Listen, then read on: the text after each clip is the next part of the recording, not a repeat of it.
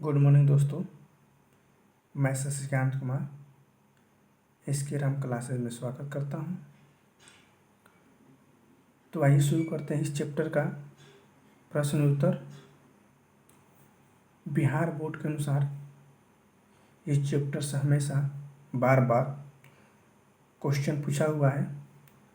तो आइए इस चैप्टर के जितने भी प्रश्न हैं बहुत ही सरल और आसान तरीके से समझने का प्रयास करते हैं। पहला प्रश्न है, कह रहा है प्रश्न, कवि किसके बिना जगत में ये जन्म व्यर्थ मानता है। कवि किसके बिना जगत में ये जन्म व्यर्थ मानता है। तो गुरु नानक जी का पहले ही पंक्ति में हमने बताया था कल जब पढ़ाया था तो कि कभी राम नाम के जप के बिना, कभी राम नाम के जप के बिना इस जगत में यह जन्म व्यर्थ मानता है।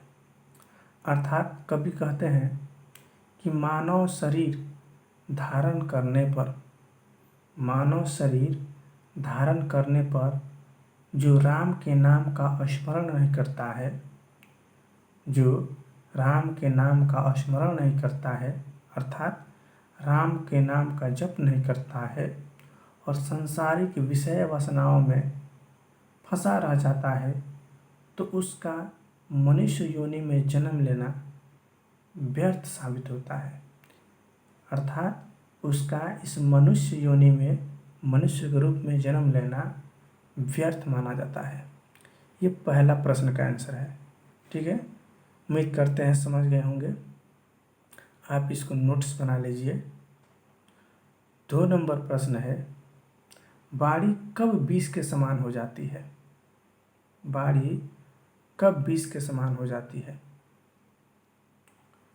तो इसका उत्तर होगा, बाड़ी तब विष के समान हो जाती है, बाड़ी तब विष के समान हो जाती है जब व्यक्ति राम नाम की जप न करके, राम नाम की भजन न करके बाहरी कर्मकांड, पूजा पाठ अर्थात बाहरी आडंबर में विश्वास करने लगता है, तब बाड़ी क्या हो जाती है, विष की समान हो जाती है। अर्थात जब मनुष्य राम नाम की भजन नहीं करता है तो उसकी बाड़ी विष के समान हो जाती है। तीसरा नंबर प्रश्न है, नाम कीर्तन के आगे, नाम कीर्तन के आगे कवि किन कर्मों की व्यर्थता सिद्ध करता है। नाम कीर्तन के आगे कवि किन कर्मों की व्यर्थता सिद्ध करता है। तो इसका उत्तर होगा कि नाम कीर्तन के आगे व्यक्ति पूजा पाठ, वेशभूषा, बाह्य आडंबर, इन सब को व्यर्थ सिद्ध करता है। क्योंकि कवि क्या कहना है,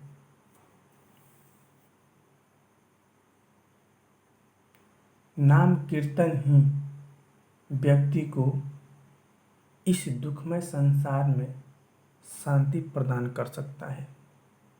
अर्थात राम नाम का जप ही व्यक्ति को इस संसार में सुख दे सकता है।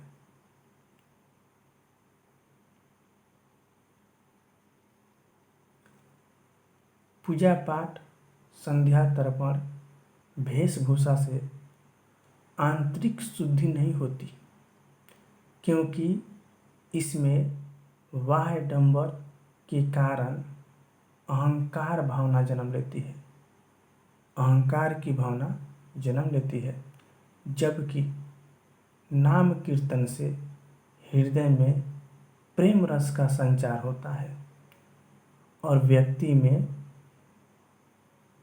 या व्यक्ति के जीवन में सहजता आती है।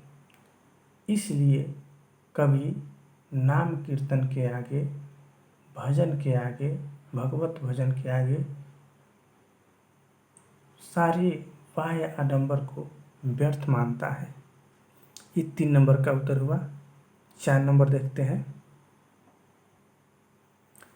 4 नंबर प्रश्न करा है, प्रथम पद के आधार पर बताएं कि कवि ने अपने युग में धर्म साधना के कैसे कैसे रूप देखे थे।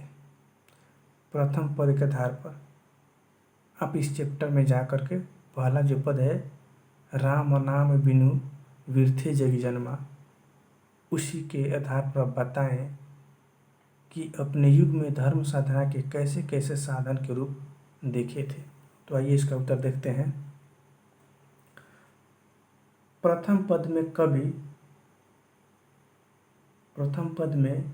कवि ने धर्म साधना के विभिन्न रूपों के विषय में बताया है।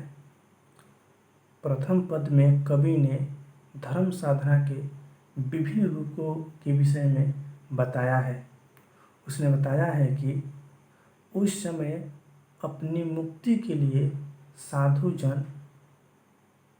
साधुजन वैराग्य के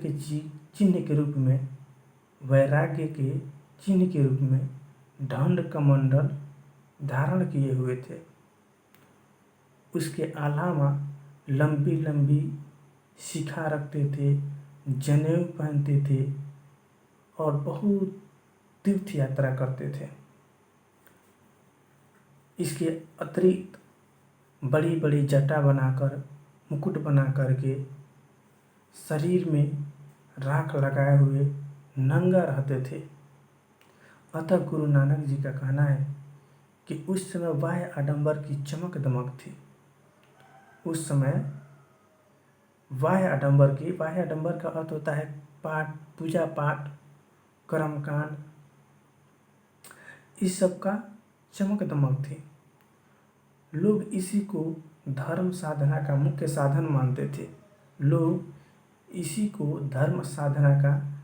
साधन मानते थे।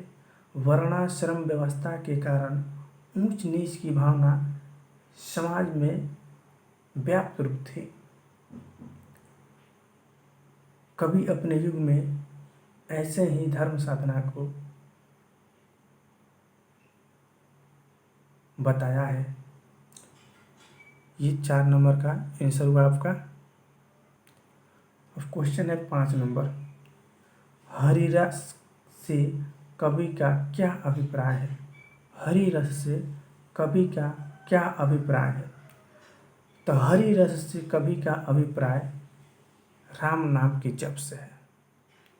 हरिरस से कवि का अभिप्राय राम नाम के जप से है।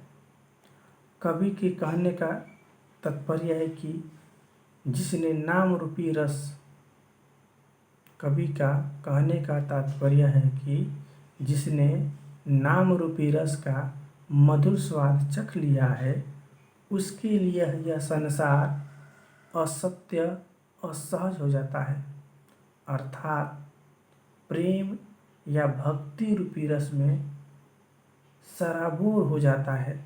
उसका हृदय दिव्य प्रकाश से आलोकित हो उठता है। अतः हरि रस से तात्पर्य प्रेम अथवा नाम रस से है।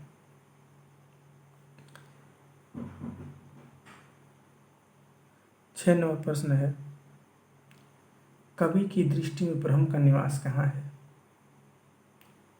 तो कवि की दृष्टि से ब्रह्म का निवास व्यक्ति के हृदय में है। जो व्यक्ति सच्चे दिल से परमपिता परमेश्वर को याद करता है, जो व्यक्ति सच्चे दिल से परमपिता परमेश्वर को याद करता है, उसी के हृदय में ब्रह्म का निवास होता है।